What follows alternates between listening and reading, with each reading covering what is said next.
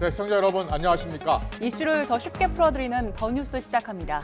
여당이 이 공작 뉴스는 1급 살인죄에 해당한다면서 공세 수위를 높이고 있고 야당은 국방장관 탄핵 추진을 공식화하면서 맞불 공세에 나섰습니다.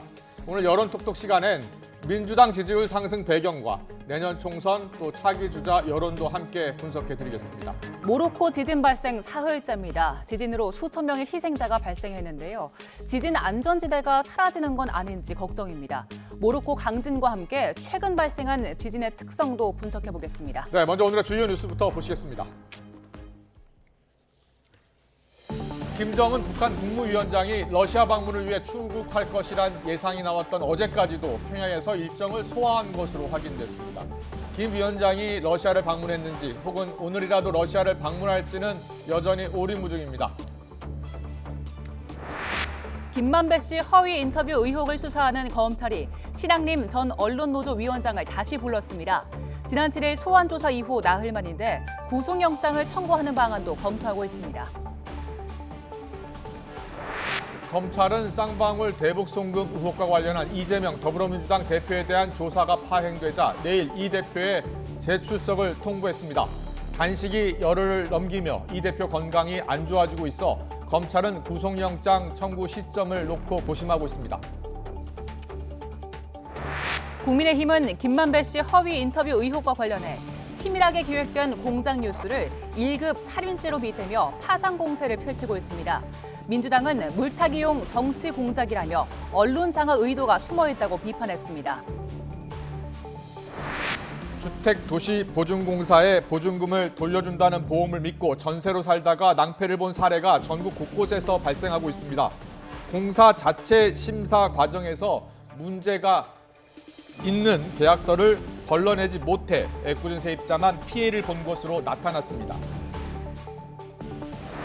지진 사흘째를 맞은 모로코에서 사망자가 지금까지 파악된 2,100명을 넘어 10,000명에 이를 걸로 추정되고 있습니다.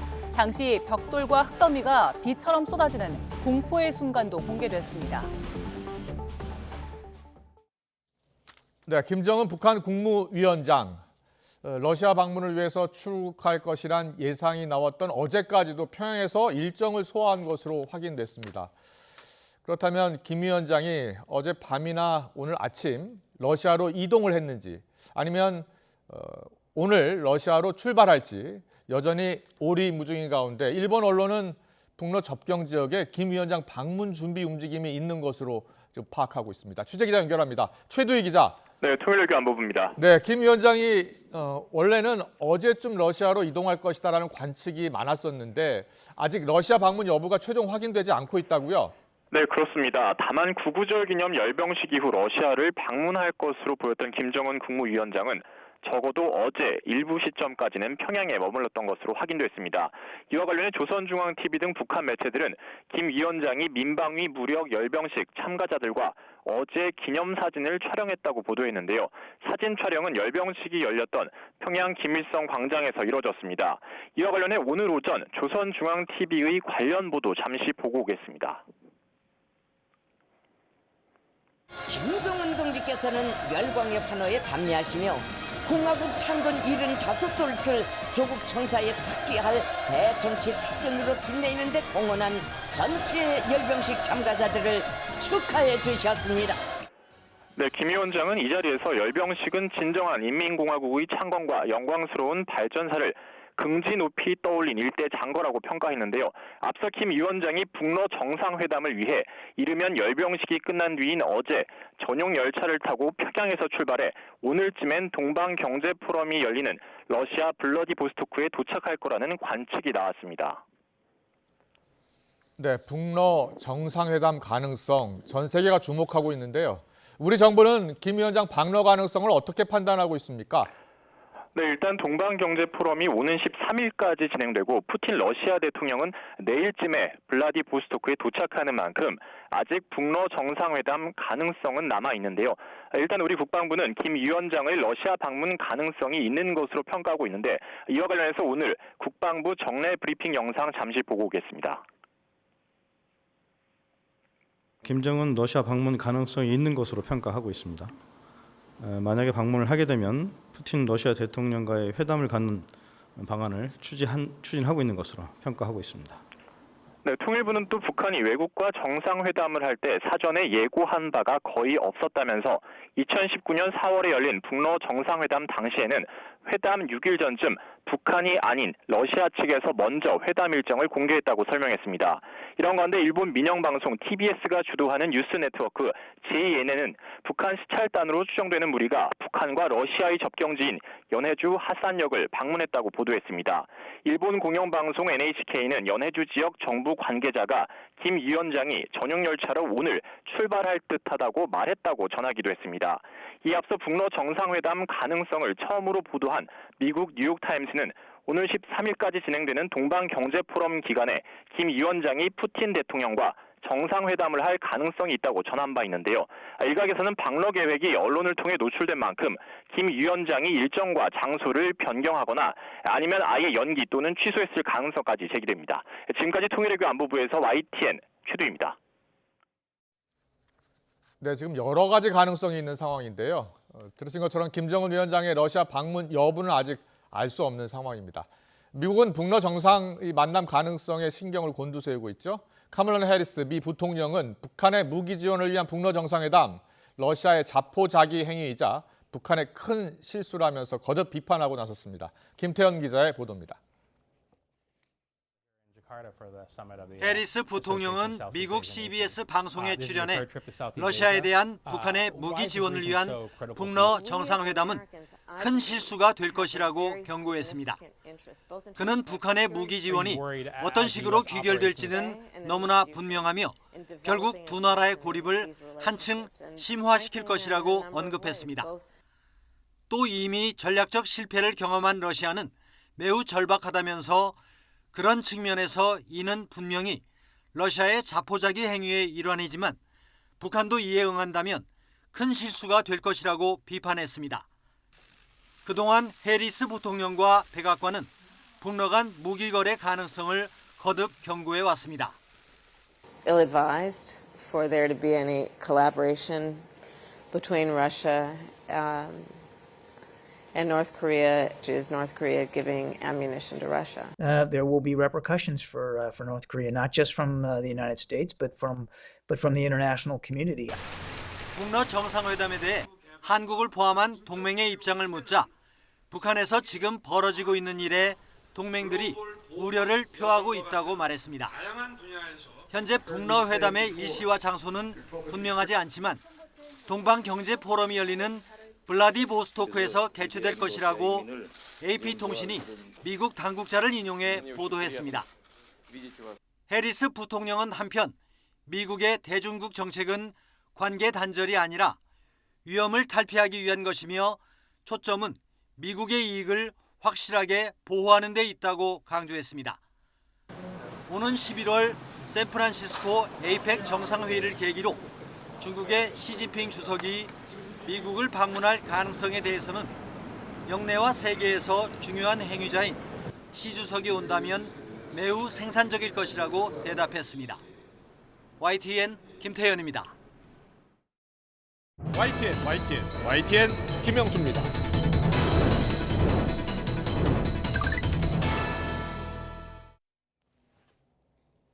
네, 북한이 지난 9일 자정 올해 세 번째 열병식을 이렇게 진행했습니다. 정권 수립일을 맞아서 진행된 열병식에서 북한이 공들인 새로운 무기 체계는 공개되지 않았지만 여러 주목할 부분이 있었습니다. 살펴보겠습니다. 네, 가장 주목되는 건 바로 딸 김주애가 김정은 국무위원장 바로 옆자리 주석단 특별석에 앉았다는 점입니다. 지난 2월 열린 군창건 75주년 열병식에서는 김주애는 어머니 이설주, 당 비서들과 함께 특별석 뒤편에 마련된 귀빈석에 저렇게 앉았었죠. 이번엔 김정은 위원장 바로 옆에 더 가까운 자리에 앉은 겁니다. 어떤 의미가 있을까요? 자, 여기에 북한군의 오성 장군 박정천이 김주애에게 무릎을 꿇고 귓속말을 하는 장면도 저렇게 공개가 됐습니다. 북한 고위층이 김 위원장에게 이런 행동을 하는 것은 여러 차례 노출됐지만 김주애를 상대로 저렇게 극진하게 대하는 모습이 카메라에 잡힌 건 전례가 없던 일이었습니다. 독일 공영방송은 김주애가 후계자 훈련을 받는 정황이 나왔다 이렇게 보도하기도 했습니다. 네, 또 하나 눈에 띄는 건 바로 일상에서 흔히 볼 수 있는 차량과 장비를 무기 탑재용으로 활용한 모습이 잡힌 건데요. 자, 화면 어떻게 보셨나요? 겉으로만 봐서는 영락없는 생수 운반 차량이지만 그 아래를 보면 한 번에 여러 발 로켓 연속해서 발사할 수 있는 방사포를 탑재하고 있었습니다. 생수 공장 노동자 복장 그대로 소총으로 무장한 모습도 공개가 됐는데요. 또 저렇게 시멘트 포대가 딱 깔려 있는 차량 덮개를 들어 올리면 방사포가 이렇게 방사포와 무장한 시멘트 공장 노동자들이 등장하는 차량도 볼 수 있었습니다. 각종 무기를 장착한 농업용 트랙터도 행렬에 합류를 했죠. 한반도에서 전쟁이 발발할 경우에 북한 내 모든 상용 차량과 일반 노동자까지 총동원하겠다라는 의지를 과시하기 위한 열병식이란 분석입니다. 자, 김정은 위원장 앞서 최두희 기자가 전해드린 대로 열병식 참가자들과의 기념 사진을 찍으면서 어제까지는 북한에 머무르는 모습을 공개했습니다. 기차를 이용할 경우 늦어도 오늘은 출발해야 푸틴 대통령의 블라디보스토크 방문 일정과 맞출 수 있다고 하는데 김정은 위원장이 과연 북러 정상회담을 위해서 언제 블라디보스토크로 향할지 북한의 움직임이 주목되고 있습니다. 네, 조금 전 들어온 소식 전해드리겠습니다. 민주당 권칠승 수석 대변인이 조금 전에 브리핑을 가졌는데요. 이재명 대표가 검찰에 내일 오후 재출석 의사를 전달했다는 소식이 조금 전에 들어왔습니다. 검찰이 앞서 12일 내일로 이재명 대표의 재소환을 통보를 했었는데 여기에 대해서 응답을 한 겁니다. 민주당은 검찰의 부당한 추가 소환에도 당당히 응할 것이라고 말하면서 내일 재출석에 응하겠다는 답을 했다는 소식이 들어왔습니다. 이재명 대표 오늘로 단식 12일 차인데요. 내일이면 단식 13일 차가 됩니다. 재소환에 응했다는 속보가 조금 전 들어왔습니다. 저희가 자세한 소식은 들어오는 대로 다시 전해드리겠습니다.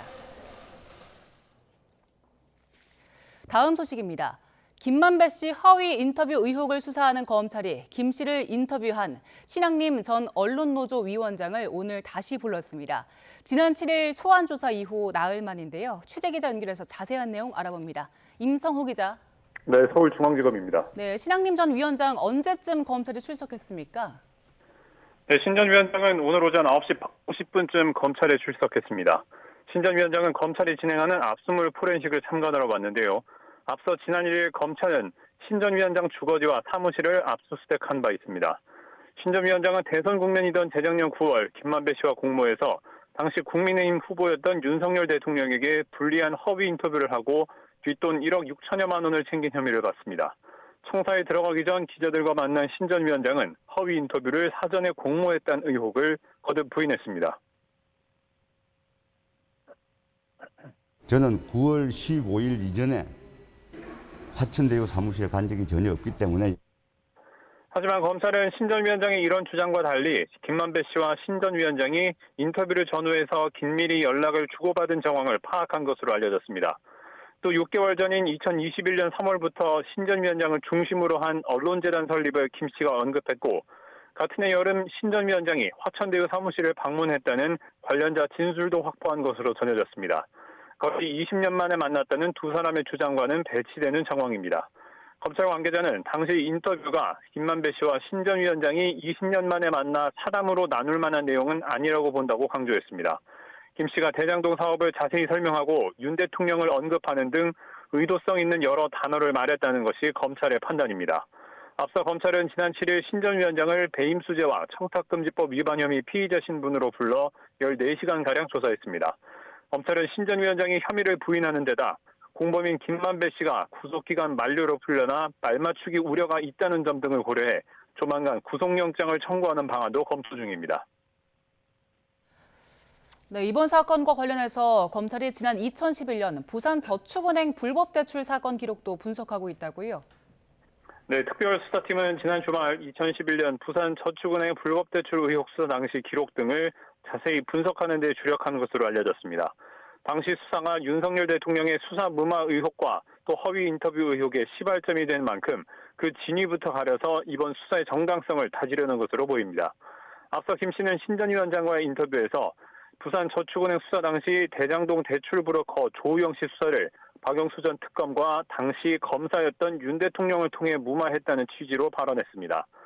뉴스타파를 비롯한 일각에선 당시 윤 대통령이 사건 주임 검사였던 점, 또 조우영 씨가 별다른 조사를 받지 않았던 것이 핵심적인 내용인 만큼 검찰의 허위 인터뷰 수사가 본질을 흐리는 것 아니냐는 주장을 내놓고 있습니다.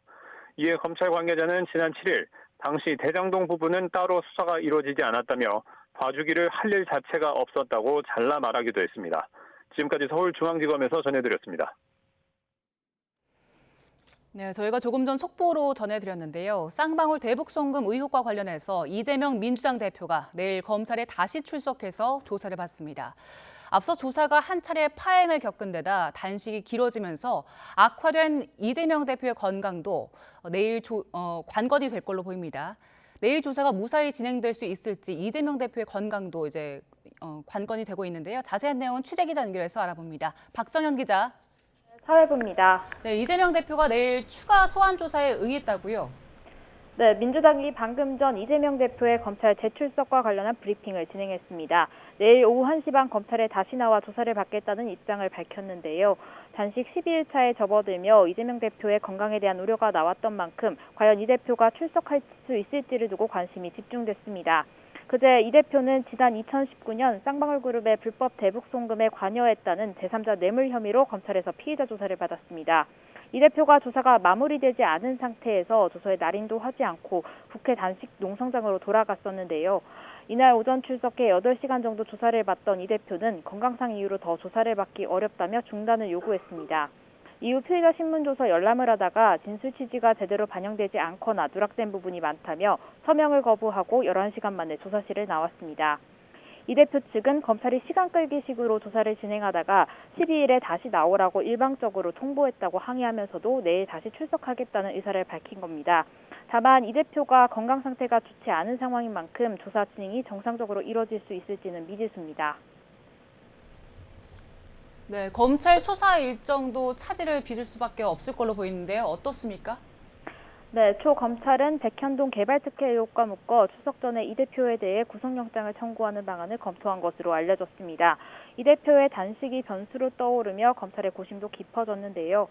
특히 방북비용 대납 의혹과 사법방해 등 관련 조사를 아직 마무리 짓지 못했을 뿐더러 이 대표가 진술조서에 서명도 하지 않으며 사실상 증거로서 효력도 없어졌습니다.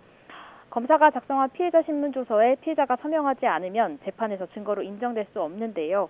검찰 관계자는 이 대표가 추가 조사에 응할지 지켜봐야 한다며 말을 아꼈는데 지난 조사에서도 이미 이 대표의 입장을 어느 정도는 확인했다고 설명했습니다. 이 대표는 현역 의원인 만큼 국회에서 체포 동의안이 통과돼야 영장 실질 심사를 받게 됩니다.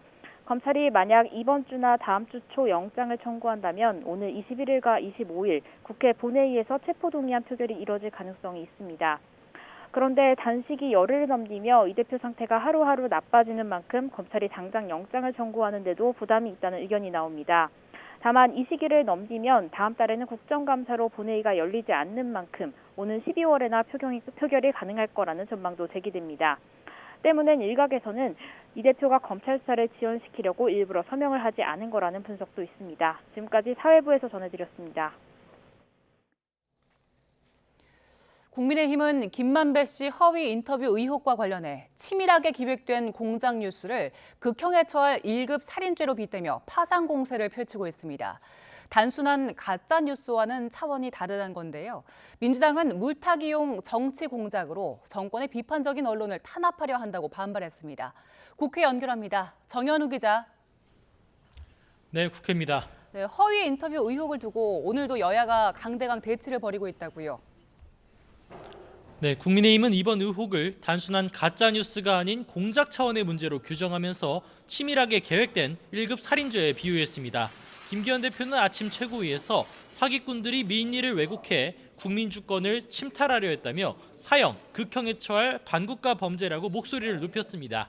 이어 대선 공작 배후를 밝히자며 민주당을 겨냥하기도 했는데 발언 한번 들어보겠습니다. 치밀하게 계획된 1급 살인죄는 과실치사죄와는 천양지차로 구별되는 악질 범죄로서 극형에 처해지는 범죄입니다. 지난 정권의 친문 검찰도 대선 공작을 완성하는 데 공을 세운 것으로 드러나고 있습니다. 오후에는 의원총회와 가짜뉴스 근절 토론회를 연달아 열고 선거 공작 방지를 위한 대책을 협의하는데요. 이 같은 여당의 공세를 두고 민주당은 불리한 정국을 타개하기 위한 물타기 정치 공작이라고 반발하고 있습니다. 현 정부에서 해직된 방송기관장들과 기자회견을 열고 정부가 이번 의혹을 빌미로 권력기관을 동원해 비판적인 언론 수사에 들어갔다고 비판했습니다. 가짜뉴스 처벌을 명목으로 언론을 탄압하는 전두환식 언론 쿠데타라며 정부 여당이 사형, 폐간 등 용어를 들먹이며 겁박에 나섰다고 지적했습니다. 이런 가운데 권칠승 수석 대변인도 오늘 기자들과 만나서 여당 지적을 일축하면서 대장동 50억 클럽 특검법을 패스트트랙에 올려놓지 않았느냐며 특검부터 수용하면 된다고 여당을 맞받았습니다. 네, 그리고 이재명 대표 조금 전에 내일 검찰에 재출석하겠다는 입장을 밝혔네요. 네, 민주당 권칠승 수석 대변인은 조금 전 국회 브리핑에서 이재명 대표가 내일 오후 검찰에 출석하기로 했다고 밝혔습니다. 부당한 추가 소환 요구이지만 당당하게 응하기로 했다는 건데 그러면서 검찰이 조사를 무도하게 조작하면 당 차원에서 대응하겠다고 강조하기도 했습니다. 민주당 지도부에서도 이재명 대표가 목숨을 건 단식을 하고 있는데 검찰에선 추가 소환을 요구하며 망신주기 수사로 일관한다고 비판을 쏟아낸 바 있습니다. 들어보겠습니다. 야당 대표의 단식을 조롱하고 폄훼하는 이런 비인간적인 정권은 처음 봅니다. 지금은 정적 제거, 야당 때리기에 타격감을 즐기고 있겠지만 분명 끝이 안 좋을 겁니다. 국민의힘에선 이 대표가 수사에 계속해서 비협조적인 태도를 보여왔다고 비판하면서 사법방해에 시동을 거는 모습이라고 맹비난을 이어갔습니다. 윤재옥 원내대표는 아침 최고위 발언에서 지난 주말 진술조서에 사명조차 안 했다며 영장 청구 지연을 위한 꼼수라고 비판했습니다. 불체포 특권을 포기하겠다는 자신의 발언을 번복하기 위한 명분을 쌓으려는 의도로도 보인다며 수사 방해 목적의 단식 역시 당장 멈추라고 촉구했습니다. 네, 그리고 민주당이 해병대 최상병 사망 사건과 관련해서 이종섭 국방부 장관 탄핵 소추안을 발의한다고요? 네, 민주당은 오늘 이재명 대표 명의의 입장문을 내고 장관 해임이라는 국민의 요구를 대통령이 거부했다며 해병대 수사단장 탄압에 이어 국민 명령에도 항명했다고 비판했습니다. 그러면서 이젠 예고대로 탄핵에 나서겠다며 내일 긴급의원총회를 열고 관련 절차를 밟겠다고 강조했습니다. 들어보겠습니다. 국방부 장관 탄핵소추안을 발의할 것이라는 점을 여러분께 말씀드립니다. 여러 상임위들에서 또 국감에서도 저희가 말로만 그치지 않고 행동으로 국민 앞에 나설 것이라는 점을 다시 여당에선 마음에 안 들면 습관적으로 탄핵을 시도한다며 강하게 반발했는데요. 앞서 이상민 행정안전부 장관 탄핵 추진으로 국민 안전에 지장을 만들곤 다시 국방부 장관 탄핵으로 안보 공백을 초래하려 한다며 맞섰습니다. 마찬가지로 들어보겠습니다. 거대 야당으로서 의석을 가지고 윤석열 정부를 견제한다고 하지만 그것은 객관적이고 합리적인 근거를 가지고 해야만 되지 않나 이성을 찾길 바랍니다. 민주당에선 최상병 수사 외압 의혹과 관련해 상임위 등에서 공세를 추가로 예고한 만큼 남은 정기국회 기간 국방부 장관 탄핵을 둘러싼 여야 공방이 계속해서 치열해질 전망입니다. 지금까지 국회에서 전해드렸습니다. 모로코는 지진 발생 사흘째입니다. 큰 피해가 발생한 모로코의 예수도 마라케시는 아프리카 대륙 북서쪽에 있습니다. 지진이 발생한 곳은 마라케시 서남쪽 71km 지점이었는데요. 강력한 지진은 모로코와 국경을 접한 알제리는 물론이고요. 또 바다 건너 스페인과 포르투갈에서도 감지될 정도였습니다. 마라케시는 모로코의 대표적인 역사 도시인데요. 오랫동안 정치, 경제, 문화의 중심지였습니다. 모스크와 궁전 같은 중세시대 문화유산이 보존돼 있고요. 특히 마라케시 옛 시가지인 메디나 지역은 도시 전체가 유네스코 세계문화유산으로 지정됐습니다. 그런 만큼 많은 할리우드 작품의 배경이 되기도 했습니다. 탐 크루즈 주연의 영화 미션 임파서블 로그네이션과 미라, 또 우리나라 영화 비공식 작전부터 드라마 왕좌의 게임까지 수많은 작품이 모로코 마라케시에서 촬영을 진행했고요. 또 유명 국제영화제 중 하나인 마라케시 국제영화제도 개최되어 왔습니다. 천년고도 마라케시는 하루아침에 지진으로 폐허가 됐습니다. 메디나의 상징인 붉은 흙벽이 무너져 내리면서 보시는 것처럼 돌 무더기가 거리에 널려 있고요. 또 도시 전체에는 먼지가 휩싸였습니다. 현재 언론은 지진에 취약한 붉은 진흙 벽돌집이 많아서 피해를 키웠다고 분석했습니다. 마라케시의 또 다른 유적, 지어진 지 850년 된 쿠투비아 모스크인데요. 69m 높이로 마라케시의 지붕이라고 불립니다. 지진 당시 영상인데요. 첨탑이 흔들리고요. 사람들이 놀라서 대피하는 모습도 보입니다. 이번 지진으로 일부가 파손됐습니다. 마라케시 최고의 명소 제마 엘프나 광장은 전통시장과 식당 또 카페가 모여 있어서 평소에는 시민과 관광객들로 북적북적했는데요. 이제는 이재민들의 피난처가 됐습니다. 여진과 추가 붕괴 걱정에 집에 들어가지 못한 주민들이 노숙에 나선 겁니다. 모로코 현지 교민은 마라케시의 상황을 이렇게 설명했습니다. 그 마라케시에서 떨어진 그 시가지에는 아무래도 오래된 건물들과 시간이 형성되어 있기 때문에 그쪽 지역에 도시보다 많은 좀 피해들이 있고요. 네. 제가 또 지금 다녀온 곳은 산간 지역과 시골 마을 지역이었는데요. 그쪽 지역은 아무래도 건물들이 벽돌로 짓거나 흙으로 짓는 흙집들이 많다 보니까 지진의 피해가 많은 것을 좀 볼 수 있었습니다.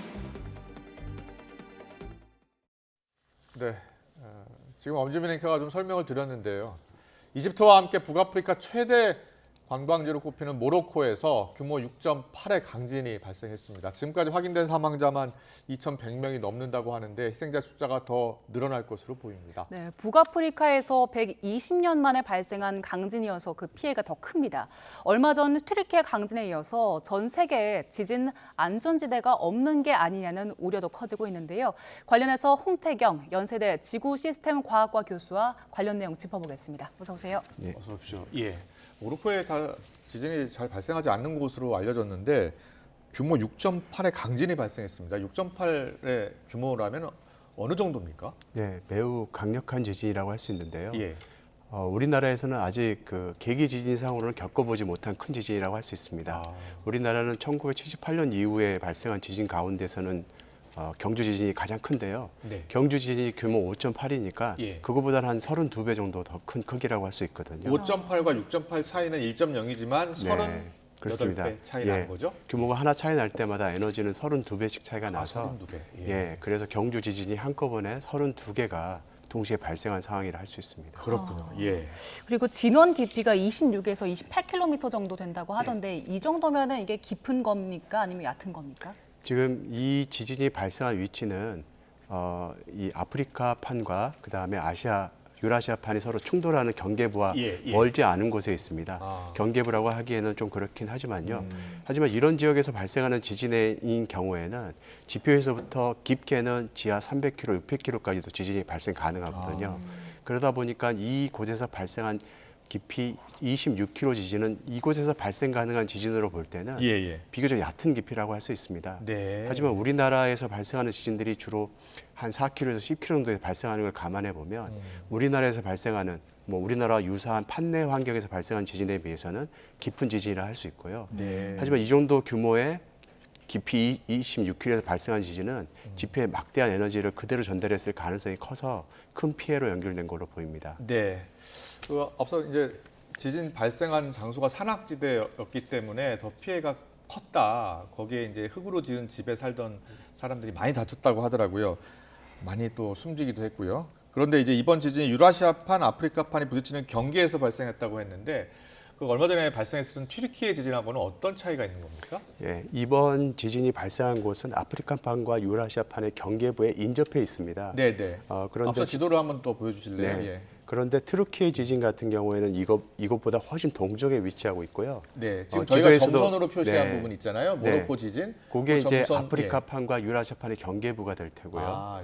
그리고 그게 이제 동쪽으로 쭉 뻗어서 튀르키예 지역까지 이제 들어가게 되는데 튀르키예 지역은 그 유라시아판과 아프리카판, 그다음에 아라비아판 세 개의 판이 부딪히는 곳이어서 그 결과로 이제 지진이 발생했던 곳을 서로 비껴 지나가는 주양 이동단층 현상으로 발생한 지진이었고요. 네. 규모가 7.8로서 이번 지진보다는 규모가 더 큰 지진이라고 할 수 있고, 이것도 그렇군요. 마찬가지로 이번 지진이 32개가 발생했을 때 당시에 이제 트로키 지진이 되는 지진. 거죠. 네. 예. 그런데 이 북아프리카 지역이 원래는 이런 큰 지진이 발생하는 곳은 아니었잖아요. 그렇습니다. 이 북아프리카 지역, 특히 모로코 지역 같은 경우는 알제리하고 인접하고 있는 지역에서만 지진 발생 빈도가 높습니다. 우리가 120년 전 지진이라고 하는 것들도 보면은 바로 그 지역 일대 지중해에서 발생한 지진들이거든요. 네네. 그런데 이 해당 지역에서 발생한 지진 가운데서는 눈에 띄는 지진이 기록상으로는 없던 상황입니다. 그랬군요. 예. 그런데 지금 지진이 발생한 이 하이 아틀라스 산맥 지역 같은 경우에는 네. 이 북동에서 남서 방향으로 길게 뻗어 있는 이 그 산맥인데요. 예. 이 조산 운동이 만들어진 데는 이 유라시아판과 그다음에 아프리카판의 충돌 결과로 산맥이 만들어졌는데 그것은 이 아래에 막대한 힘이 쌓이고 있다는 반증도 되는 겁니다. 그렇군요. 그러니까 그동안 예. 지진이 발생하지 않았던 것은 지진이 발생하는 데 필요한 충분한 응력이 아직 쌓이지 않았기 때문인 거지 이곳이 안전했기 때문에 쌓이지 않았던 것은 아닙니다. 네. 더군다나 산맥 지역이기 때문에 지표에서 단층이 확인되지 못하였고 그러다 보니까 지진에 대한 대비가 그동안 소홀할 수밖에 없는 그런 여건이었다고 할 수 있습니다. 그럼 판이 계속 이렇게 이동하고 지질이 변화하고 있으면 앞으로도 이런 큰 지진이 발생할 가능성이 있다는 건가요? 그렇습니다. 규모 6.8 혹은 그보다 더 큰 지진 같은 경우는 수백 년 혹은 수천 년 만에 한 번씩 발생하기도 하거든요. 네. 그러니까 이 지역에서 거주하는 사람들 입장에서는 규모 6.8 지진이 발생하는 것은 뭐 겪어보지 못한 일일 수 있고요. 그렇군요. 또 역사 예. 속에서도 이런 지진들이 발생했다는 기록이 남아있기 어려운 여건일 수도 있습니다. 그래서 이런 지진이 한번 발생하게 되면은 예. 해당 지역에서는 준비가 소홀할 수밖에 없고 지진이 안 그렇죠. 발생하다 보니까 예. 그래서 지진에 대한 취약할 수밖에 없는 여건이기 때문에 한번 발생하게 되면 큰 피해로 연결되는 상례입니다. 네. 예. 자, 앞서 저희가 세계 주요 대규모 지진 지금 나오고 있는데요. 보면 2010년, 11년, 8년 이쪽은 주로 이제 환태평양 조산대라고 해서 네.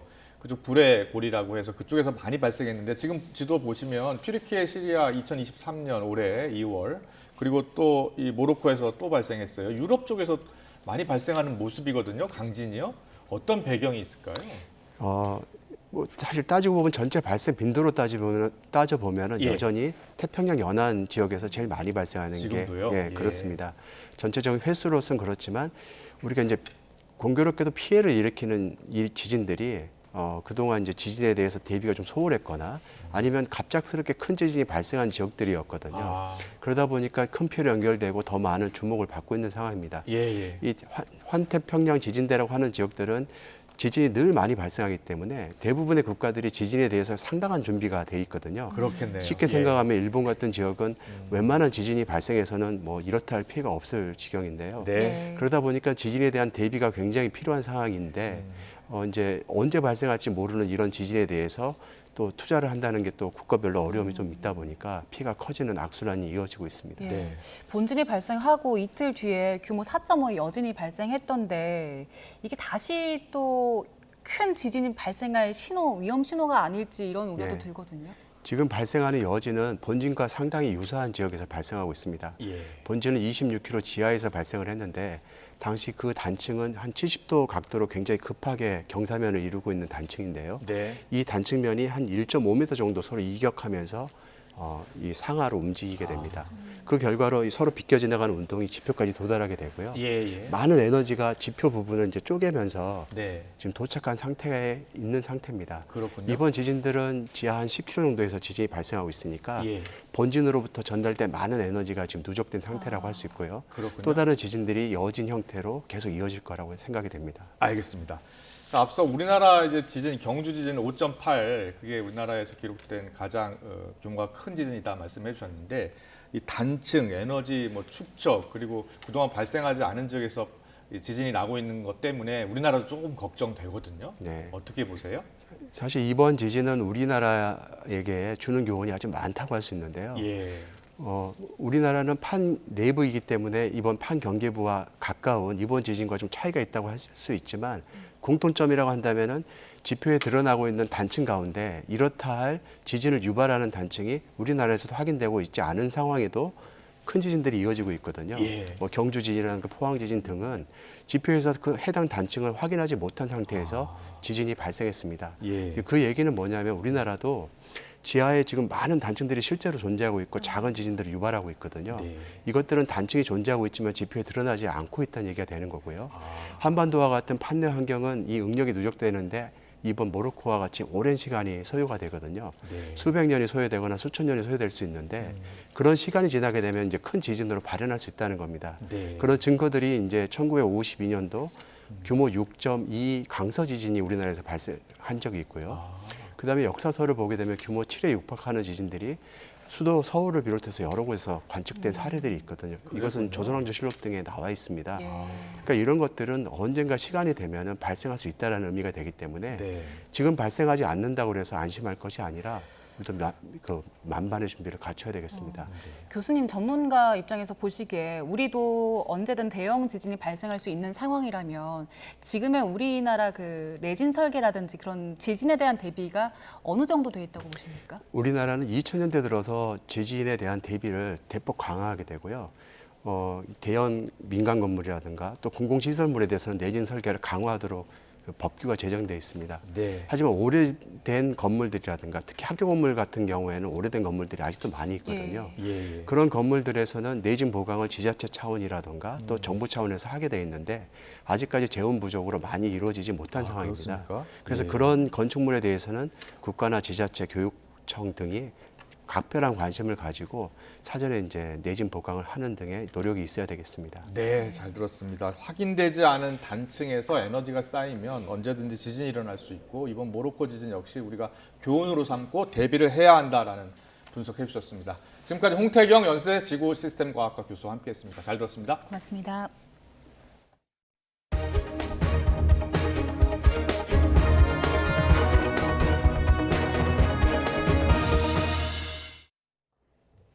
네, 주택도시보증공사 HUG가 보증금을 돌려준다는 그 보험을 믿고서 전세로 살다가 낭패를 본 사례가 전국 곳곳에서 발생하고 있습니다. 집주인이 보험 가입 당시 허위로 계약서를 작성했기 때문인데요.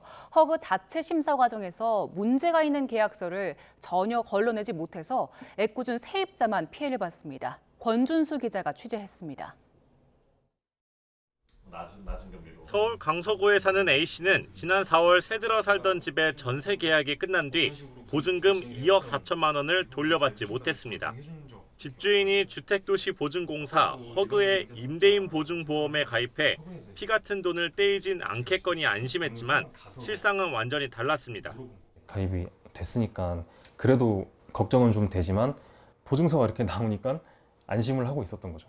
이 보증 기간이 다 끝나서 어쩔 수가 없다라는 답변을 들었을 때가 가장 상실감이 컸었고, 마찬가지로 지난 7월 말 부산 수영구에 사는 사회초년생 B씨도 허그의 임대인 보증보험을 믿었다가 낭패를 봤습니다.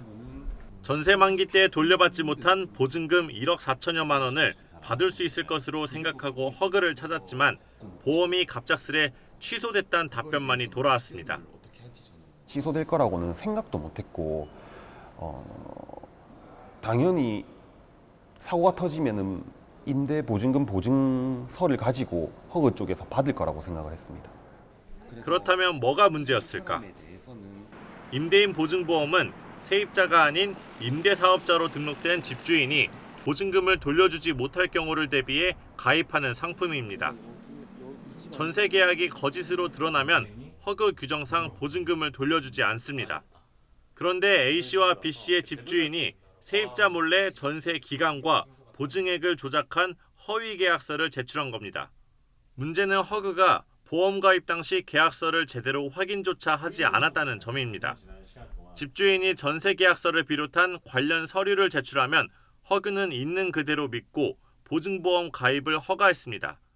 마음만 먹으면 집주인이 허그 제출 서류를 조작할 수 있는 허점이 있는 겁니다. 임차인의 계약서와 같은 게 맞는지는 전입신고가 이뤄지는 주민센터 등을 거쳐 확인해야 하지만 허그는 제도적 권한이 없다고 밝혔습니다. 이 계약서가 맞는 건지 주민센터에 물어보면은 이 계약서 실제 계약서 맞아요? 신고된 거 맞나요? 물어보면은 안 알려줍니다, 저희한테. 이에 허그는 허위 계약서를 걸러내기 위해 임대차 계약서를 검증할 수 있도록 현실적 제약이 해결돼야 한다고 설명했습니다. 무엇보다 비슷한 피해가 잇따르는 가운데 세입자들은 전세 사기로 인한 삶의 기반은 물론 공공기관 보증에 대한 신뢰까지 무너졌다며 대책 마련을 호소하고 있습니다. YTN 권준수입니다. 이 시각 간추린 뉴스입니다. 현재 경찰관이 추락해 숨진 아파트에서 집단 마약 투약이 이루어졌다는 의혹과 관련해 핵심 피의자 3명의 구속 여부가 이르면 오늘 저녁 결정됩니다. 경찰은 이들이 마약을 구매한 것으로 추정되는 이태원 클럽을 포함해서 클럽 내의 마약 유통 과정 전반으로 수사를 확대하고 있습니다. 경찰이 약물에 취한 채 롤스로이스 차량을 몰다가 20대 여성을 치어 뇌사에 빠뜨린 남성의 약물 오남용 혐의를 확인하기 위해 병원 10여 곳을 압수수색했습니다.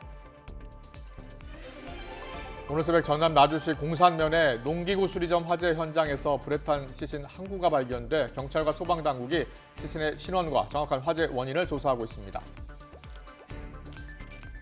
전자제품을 현금으로 결제하면 할인해준다며 가짜 쇼핑몰 접속을 유도해 436명에게서 9억 4천여만 원을 가로챈 일당이 경찰에 붙잡혔습니다.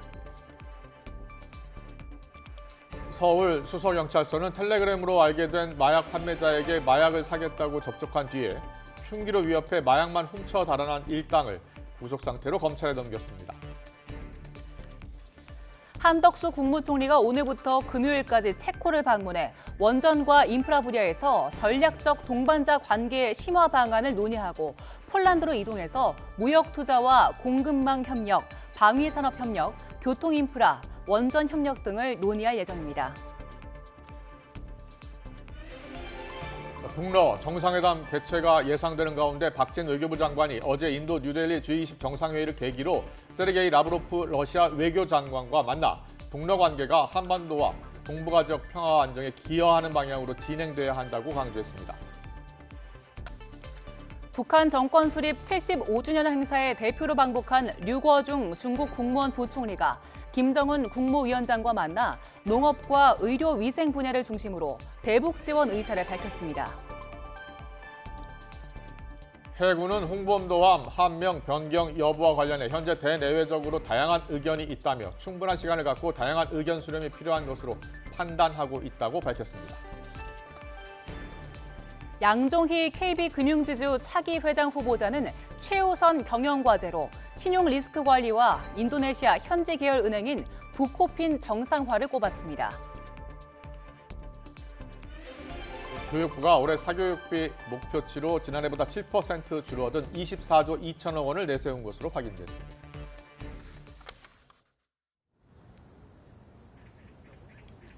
내리쬐는 햇볕이 무척이나 뜨겁습니다. 이 계절의 시계가 느리게 가는지 요즘 한낮에는 때늦은 여름 더위가 기승인데요. 현재 서울 기온은 약 29도까지 올랐고 대구에서는 무려 31도를 웃돌고 있습니다. 오늘 전국에서 자외선 지수도 높음에서 매우 높음 수준까지 보이는 만큼 바깥에 계시다면 자외선 차단에도 신경 써주셔야겠습니다. 이 화요일인 내일도 전국에 구름만 많은 가운데 낮에는 늦더위가 이어지겠는데요. 다만 오후부터 하늘이 차차 흐려지면서 경기 북부와 영서 북부에는 약한 빗방울이 날릴 수 있겠고 남부 내륙을 중심으로 많게는 30mm의 요란한 소나기가 쏟아질 수 있겠습니다.